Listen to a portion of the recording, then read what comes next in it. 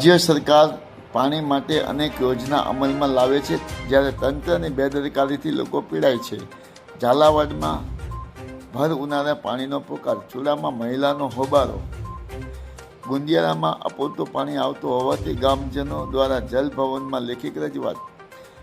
સુરેન્દ્રનગર જિલ્લાના નર્મદાના નીર આવતા પીવાના પાણીની સમસ્યા હલ થઈ હોવાની તંત્ર દ્વારા ગુલબાગો ફૂટી રહ્યા છે, ત્યારે ઝાલાવાડમાં ઉનાળાના સમયે પાણીના પોકારો શરૂ થયા છે.